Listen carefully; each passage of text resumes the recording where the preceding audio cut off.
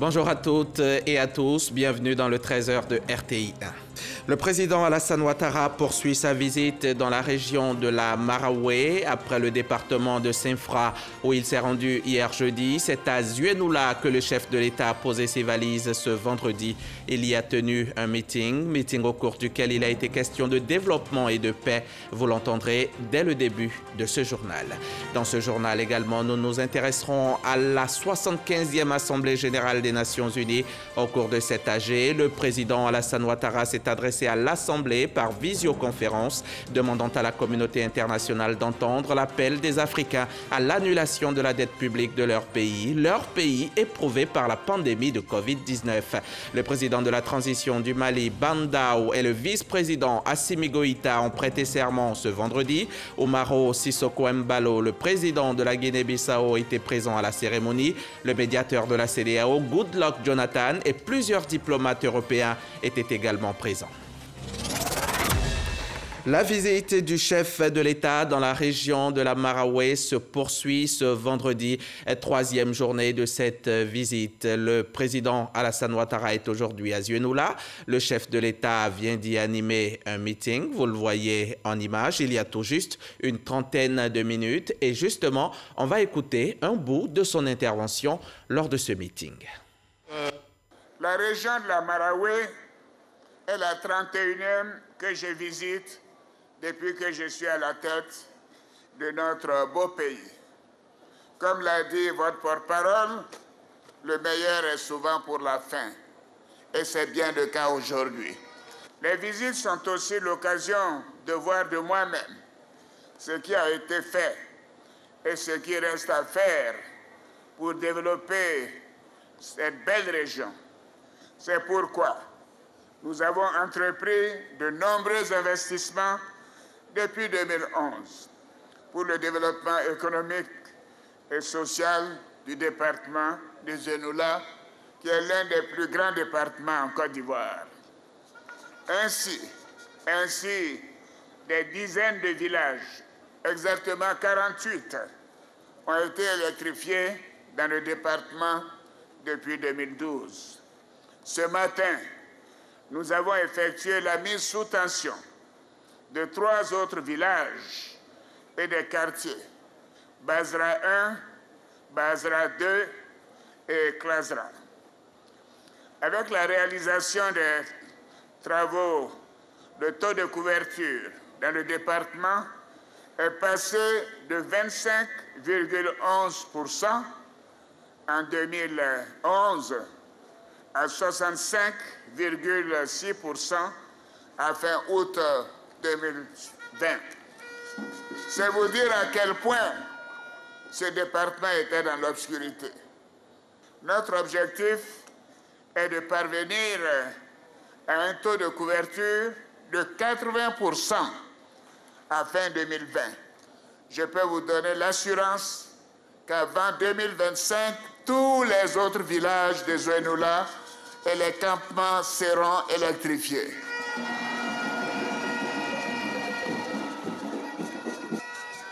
Je sais également que la question de l'eau est une réelle préoccupation dans cette belle région.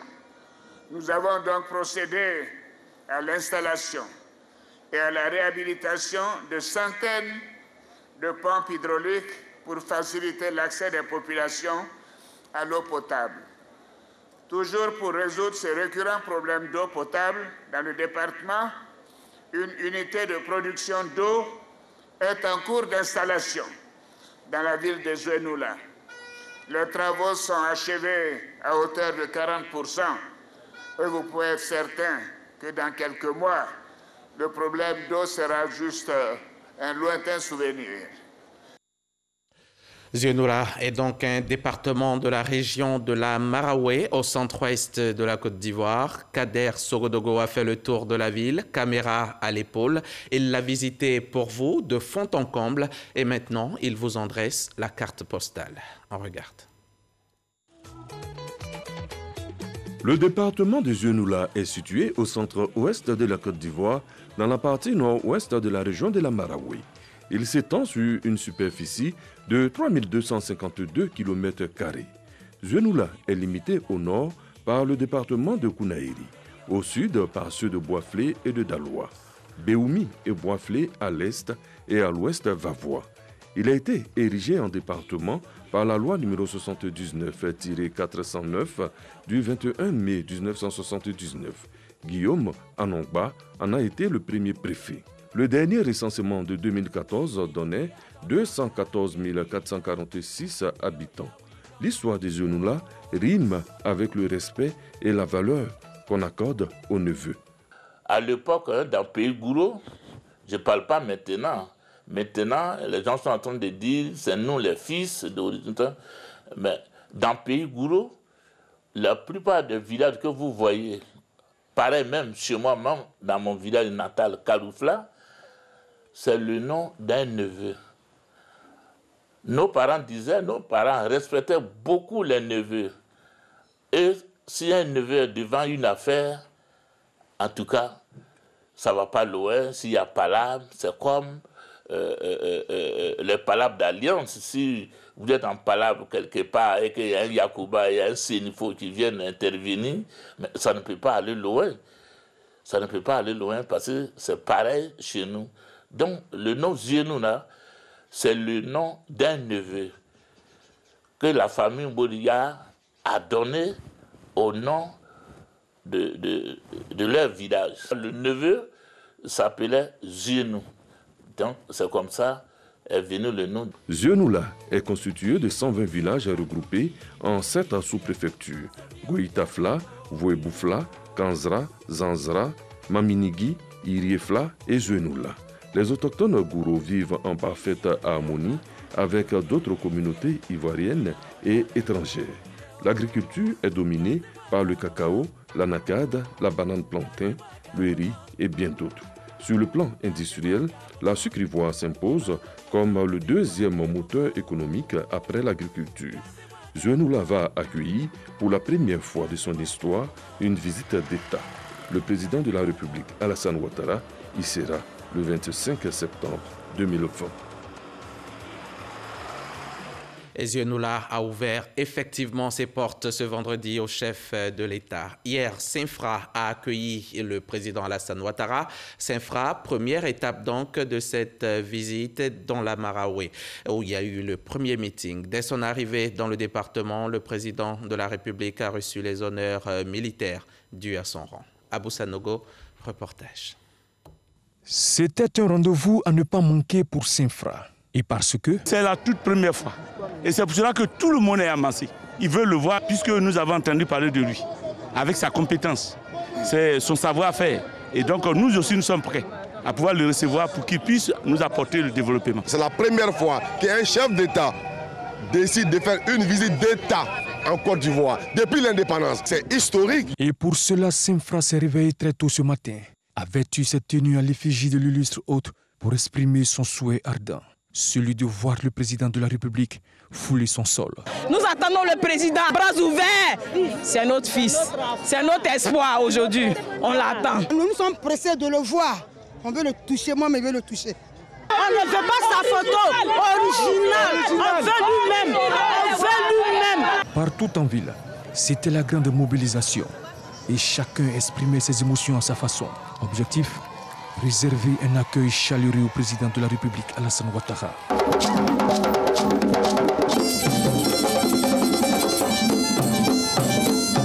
La ville était animée et les populations n'ont pas boudé leur plaisir. Elles ont partout donné de la voix. Et c'est à 11h que le président de la République, Alassane Ouattara, a mis pied sur les terres de Saint-Fra. À l'Arc de Triomphe, il est accueilli par le Premier ministre Ahmed Bakayoko, le président de l'Assemblée nationale Amadou Soumaoro et les autorités locales. Puis s'ensuit l'exécution de l'hymne national.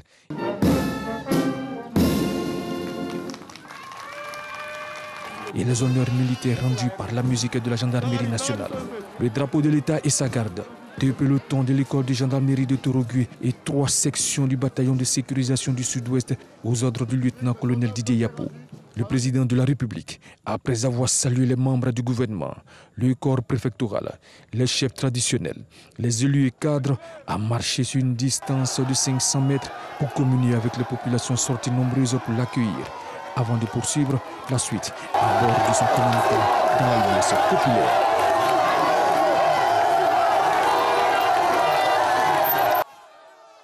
Et c'est après ces honneurs militaires que le chef de l'État a rejoint la place du meeting. Tout au long du parcours, le président de la République a été salué par une foule nombreuse, sortie l'accueillir et lui souhaiter la bienvenue dans la région de la Maraoué. On retrouve Kader Sogodogo. Il est un peu plus de 10 heures. Dans quelques minutes, le président de la République, Alassane Ouattara, arrive à Saint-Fra. Ses enfants sont en charge de remettre à l'illustre hôte un bouquet de fleurs. La fillette le sait, elle est une privilégiée.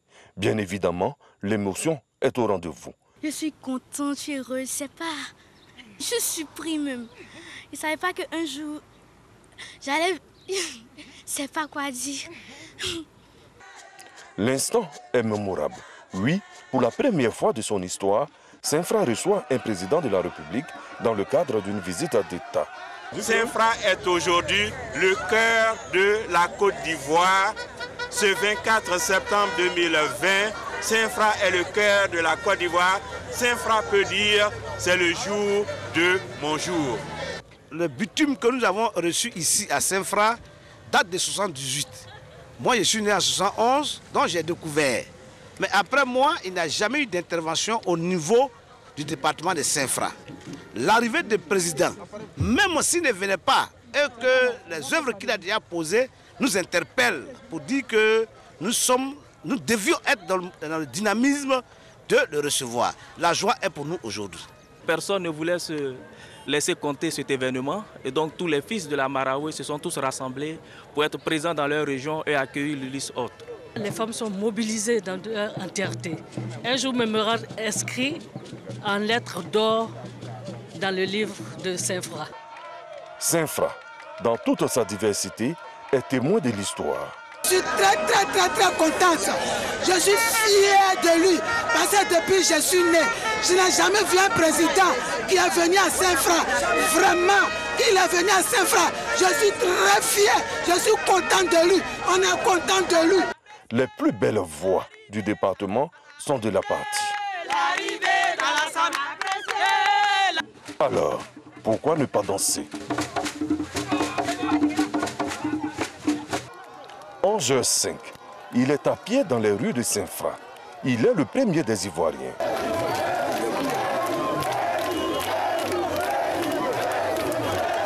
Cet instant est mémorable. Après environ 1 kilomètre à pied, c'est à bord de son véhicule de commandement que Alassane Ouattara va faire le reste du parcours dans la communion totale avec son peuple. Son arrivée au lieu du meeting se passe de commentaires.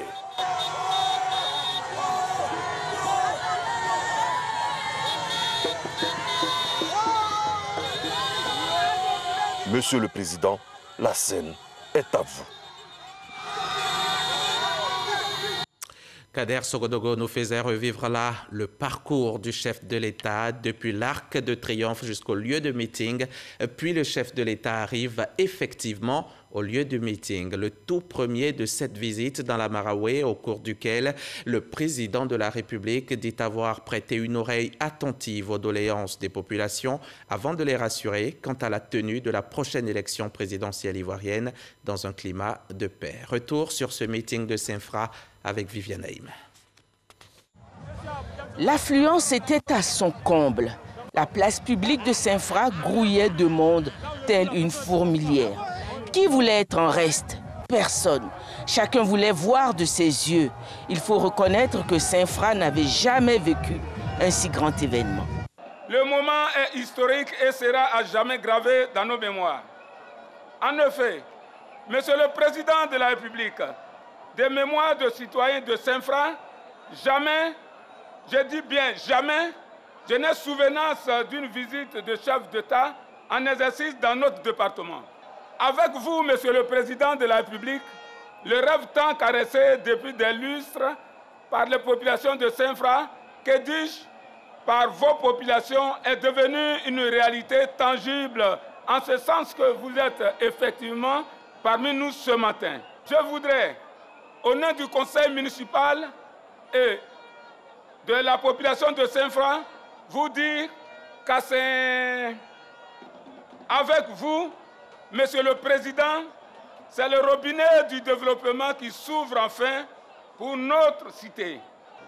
Oui, Monsieur le Président de la République, depuis l'annonce de votre arrivée, Saint-Fra est en chantier. Avec vous, les populations de Saint-Fra redécouvrent le bitume dans les différents artères de la ville. Avec vous, les quartiers de Saint-Fra, jadis dans l'obscurité, sont soulagés parce que l'électricité illumine les soirées. Merci, Seigneur, d'avoir permis au peuple de Saint-Fra d'accueillir ce grand bâtisseur du XXIe siècle. Merci, Seigneur, d'avoir fait naître le président Ouattara en Côte d'Ivoire. Saint-Fra, le plus grand grenier de la Côte d'Ivoire, n'a pas bénéficié durant de très longues années d'infrastructures de développement adaptées à l'accroissement de son peuplement. De ce fait, Saint-Fra vivait encore sur ce qui subsistait des infrastructures dont elle avait été dotée par le président Houphouët-Boigny. C'est dire les immenses besoins en équipement de ce département. Le porte-parole des populations, tout en remerciant le président de la République, Alassane Ouattara, pour les nombreux chantiers déjà ouverts dans le département pour améliorer les conditions de vie des populations, a présenté une longue liste de besoins. Excellence, Monsieur le Président de la République, votre arrivée est l'expression de lendemain meilleur pour nous. En d'autres termes, l'heure du développement a sonné pour Saint-Fra. En effet, partout où vous êtes rendu en visite d'État, vous avez montré que vous venez plutôt pour soulager les citoyens que de vous faire applaudir seulement. D'ailleurs, ne vivons-nous pas déjà des faits révélateurs? En tout état de cause, le chef-lieu de département est en chantier et nous restons convaincus que cela va se poursuivre au bénéfice de toute la circonscription. Excellence, Monsieur le Président de la République, les maux qui minent notre département depuis de longues et interminables décennies sont nombreux. Saint-Fra, reconnaissante au président de la République, Alassane Ouattara, lui a offert 45 bœufs et 10 béliers, 50 pagnes kamandjé de grande valeur tissées par des artisans du terroir Gouro et de nombreux vivres produits du terroir. À son tour, Saint-Fra a reçu, à l'instar de toutes les régions visitées par le président de la République, son lot de véhicules de commandement destinés à faciliter le travail de l'administration préfectorale et un véhicule destiné à renforcer la mobilité des forces de police assurant la sécurité. À ces dons, le président de la République a joint un don en espèces pour les différentes composantes de la population. Si le président de la République est venu évaluer les besoins des populations et écouter leurs doléances, il leur a aussi parlé. Il les a assurés de sa volonté d'apporter le progrès et de meilleures conditions de vie aux populations. Le gouvernement ne vous a pas oublié, comme vous l'avez constaté. Votre département a bénéficié d'investissements dans divers secteurs, notamment de l'électrification, de l'eau potable ou encore de l'éducation. Et ce matin, nous en avons donné l'exemple, ici même, en matière d'eau et d'électrification. Je sais que beaucoup reste à faire et je peux vous assurer que j'ai à cœur de faire encore plus, notamment dans le secteur de la santé où nous comptons investir davantage. J'ai aussi le plaisir de vous annoncer que nous avons décidé du bitumage de l'axe Saint-Fra-Boisflé. Et les entreprises me disent que ce bitumage sera terminé au plus tard dans 18 mois. Donc au plus tard en juin 2022, l'axe Saint-Fra-Boisflé sera terminée. Et aussi 17,5 km de voirie et de bretelles. Nous venons de procéder au lancement des travaux ce matin même. C'est donc effectivement 45 km entre Saint-Fra et Boisflé, 10 km de bretelles pour aller à Goïtafla et 7 km de voirie pour la ville de Saint-Fra.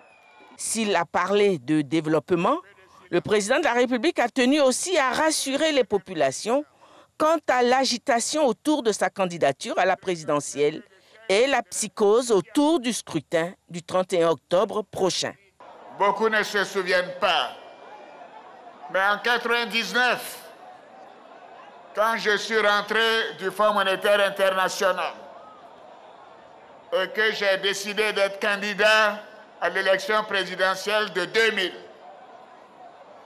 bien évidemment, étant né à Dimokro, j'ai demandé à mon frère aîné, Feu Sinali Ouattara, d'aller chercher mon certificat de nationalité au tribunal de Dimokro. Il est allé le faire et il est tombé sur un jeune magistrat. Est-ce que vous savez comment il s'appelait ce jeune magistrat? Il s'appelait Zoro Bi Epiphane. Zoro Epiphane Balo était juge au tribunal de Dimokro. Et sa réputation de magistrat intègre, droit, un juge incorruptible avait été déjà établi. Regardant les documents, bien évidemment, il m'a donné mon certificat de nationalité. Oui. Et alors, qu'est-ce qu'il n'a pas vécu, Epiphane? Pour ceux qui sont des donneurs de leçons aujourd'hui, ces gens qui n'ont jamais respecté le droit ni la justice, ils ont pourchassé Epiphane. Epiphane a dû s'exiler d'abord au Burkina et ensuite en Belgique pendant des années parce que le pouvoir en place considérait qu'il ne devait pas donner à Alassane Ouattara son certificat de nationalité parce qu'il savait que si Alassane Ouattara était candidat en 2000, il aurait été président depuis 2000. Ils ont donc décidé d'annuler ce certificat de nationalité. Quelle honte! Si moi j'avais été comme les autres en 99, j'aurais dit non, je ne suis pas d'accord. Mais je n'ai rien dit. J'ai attendu le temps qu'il fallait pour me présenter à nouveau aux élections. C'est cela la démocratie. Donc ils continuent leur je ne sais même pas comment ça s'appelle. Comment ça s'appelle ce qu'ils font à Abidjan? Pardon? Oui, qui continue leur désobéissance civile. Nous sommes au travail ici. Nous travaillons pour les Ivoiriens. Nous travaillons pour tous les Ivoiriens sans exception. Je voudrais donc profiter pour rassurer de nouveau nos compatriotes. Les élections présidentielles auront lieu et auront bel et bien lieu aux dates prévues par la Constitution, c'est-à-dire le samedi 31 octobre 2020. Oui, vous pouvez me faire confiance. Vous pouvez me faire confiance. Toutes les dispositions sont prises pour que le scrutin se déroule de manière apaisée et transparente à l'image de 2015. Le président de la République, Alassane Ouattara, est venu et a convaincu. Saint-Fra rêve désormais d'un avenir meilleur. C'était un compte-rendu complet de Viviane Haïm. Le développement, c'est la route. Le développement, c'est l'électricité. Le développement, c'est l'eau potable. À Saint-Fra, le chef de l'État s'est rendu au quartier Proniani Extension où il a mis en service 2 ouvrages. Le premier, c'est l'extension du réseau électrique de ce quartier de quelques 1200 habitants. Et le second ouvrage, le réseau d'adduction en eau potable reliant Zambakro, Saint-Fra et Gagnoa. De quoi améliorer les conditions de vie des populations. Ces images nous sont rapportées par Mahama Traoré. Mahama Traoré qui était encore aux côtés du président de la République lorsqu'il procédait au lancement des travaux de bitumage de l'axe Saint-Fra-Boisflé long de 46 km, des travaux qui vont durer en tout 24 mois. Une route bitumée en lieu et place de cette piste qui relie le département de Saint-Fra à celui de Boisflé. Tel est le souhait longtemps nourri par les populations de ces 2 grandes localités de la région de la Maraoué, surtout les usagers qui fréquentent au quotidien cette voie. Le plus souvent, il y a des gros camions de 5 tonnes, 10 tonnes qui tombent en route. À tout moment même, avant-hier même c'est tombé, hier même encore c'est tombé. Vers Yaokrou, Prosdi Blanfla, il n'y a pas l'état des routes là, c'est pas praticable. Ici, là même, là, j'ai eu problème de poids même ici, à cause de l'état de la route. S'ils pouvaient faire un effort pour faire un petit guidon, pour arranger les villageois, avec les chauffeurs aussi, il y a les gros camions, en tout cas pour ça, même un grand plaisir pour tout le monde. Le calvaire prendra fin dans 24 mois, le temps du bitumage de l'axe Saint-Fra-Boisflé, long de 46 km. Les travaux ont été lancés ce jeudi par le président Alassane Ouattara à la faveur de la visite d'État qu'il effectue dans la Maraoué. Quand quelqu'un veut aller à Boisflé, qui est la capitale de la région, venant de Saint-Fra, il fait 77 km, plus 60. Alors que lorsqu'on aura fini ça, ils ont en 20-25 minutes, ils sont... Voilà, donc c'est une route extrêmement importante. C'est en 2 fois 2 voies. Et puis dans les villages et dans les villes, il va y avoir des caniveaux. Mais dans les villages, on veut faire des élargissements. Du bitumage de l'axe Saint-Fra-Boisflé, c'est un ouf de soulagement pour nous les transporteurs. Parce que ça nous enlève une épine du pied. Parce que pour une distance de 45 km, nous étions obligés de taper pratiquement 2 heures de temps sur la voie. Avec ce bitumage, Saint-Fra gagne. Les transporteurs, ils gagnent. Le chantier prend également en compte l'aménagement de 12 km de voirie à l'intérieur des villes de Saint-Fra et de Boisflé. Les travaux se situent dans le cadre du programme d'entretien routier 2020-2021. Le président de la République a ensuite accordé une audience aux cadres, aux chefs traditionnels et aux guides religieux de la région de la Maraoué. Un moment d'échange où la paix, la cohésion sociale et l'emploi des jeunes étaient les maîtres mots. Voilà pour le chapitre visite du chef de l'État dans la Maraoué, visite qui a démarré mercredi dernier et qui va s'achever demain, samedi. On en vient maintenant à cette adresse du président Alassane Ouattara à l'Assemblée générale des Nations unies. C'était à l'occasion de la 75e session de l'Assemblée générale des Nations unies. Le chef de l'État a appelé l'ensemble des partenaires du continent africain à la prise de mesures plus courageuses pour soutenir les économies africaines durement affectées par les effets du coronavirus. Le récit d'Adama Koné. Visite d'État à l'intérieur du pays, 75e session de l'Assemblée générale des Nations unies aux États-Unis. Développement de proximité, rayonnement de la Côte d'Ivoire à l'international. Le président Alassane Ouattara est sur tous les fronts. Ce jeudi, le chef de l'État est monté à la tribune de l'ONU par visioconférence pour porter le message de la Côte d'Ivoire sur l'avenir face à la pandémie du coronavirus. La forme inédite de cette 75e session de notre Assemblée générale nous interpelle sur la gravité de la situation que le monde traverse et sur la nécessité de tout mettre en œuvre pour que notre organisation continue à remplir ses missions au service de l'humanité. Le nombre de décès causés par la pandémie est à constante hausse. L'économie mondiale est quasiment à l'arrêt et les pays vivent désormais retranchés derrière leurs frontières.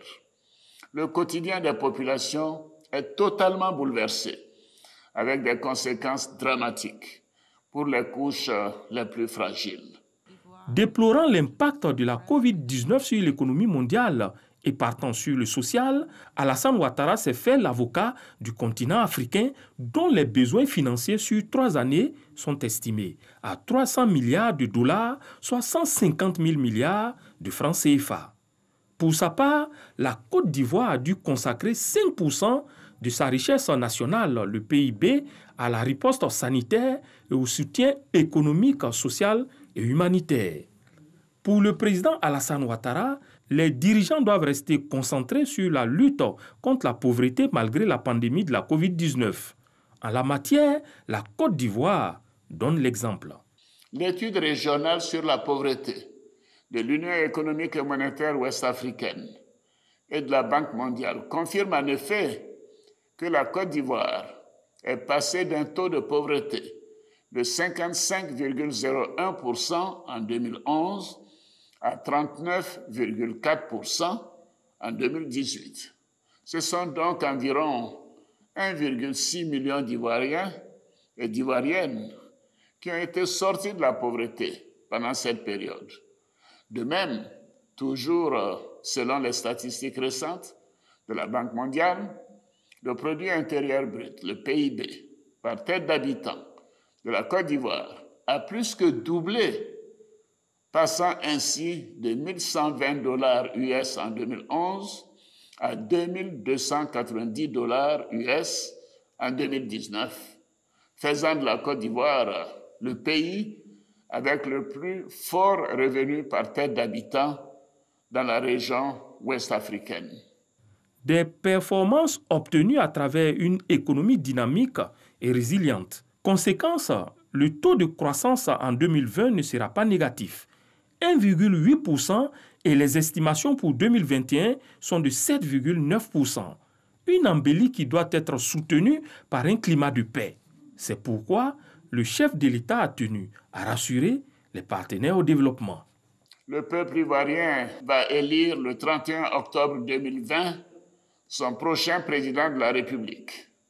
En dépit de la crise sanitaire liée à la COVID-19, toutes les dispositions sont prises pour que cette élection soit apaisée et transparente à l'image de celle de 2015. Je me réjouis de la participation effective de toutes les parties prenantes à ce processus et voudrais vous exprimer ma profonde gratitude à tous les partenaires, notamment les Nations Unies, la Communauté économique des États de l'Afrique de l'Ouest, la CEDEAO, et l'Union africaine, engagés aux côtés de la Côte d'Ivoire pour la réussite de cette consultation électorale. Cette élection intervient dans un environnement démocratique, consolidé par d'importantes réformes sociopolitiques et par des progrès économiques et humains indéniables qui font de mon pays une nation prospère et l'une des économies les plus performantes au monde. Pour ses 75 ans, le président Alassane Ouattara a dit tout le soutien de la Côte d'Ivoire à l'ONU, l'encourageant à demeurer le creuset des solutions durables aux préoccupations essentielles du monde. Ici en Afrique, sur le continent africain, au Mali, l'officier à la retraite et président de la transition, Bam Ndao, ainsi que le nouveau vice-président, le colonel Assimi Goïta, ont prêté serment ce vendredi 25 septembre. Une double investiture qui a lieu dans un contexte particulier, un peu plus d'un mois après le coup d'État et alors que la CEDEAO n'a pas encore levé les sanctions qui pèsent depuis sur le pays. La cérémonie a eu lieu en présence du président de la Guinée-Bissau, Umaro Sissoko Embalo, le seul chef d'État étranger présent. Cette investiture est censée ouvrir le début d'une transition qui doit durer 18 mois et aboutir à terme à de nouvelles élections. On va refermer ce journal, mais avant, je vous rappelle ce qui fait l'essentiel de l'actualité ce vendredi. C'est bien la visite du chef de l'État dans la région de la Marawe, Cézio-Noulard, qui accueille aujourd'hui le président de la République. Le président Alassane Ouattara vient d'y animer un meeting au cours duquel il a encore été question de paix et de développement, meeting que vous avez pu suivre, bien entendu, sur la RTI. Et c'est ici que prend fin ce 13h. Merci de l'avoir suivi. Très bonne suite des programmes sur notre chaîne. Et à demain, toujours dans le respect des gestes barrières pour faire reculer le coronavirus.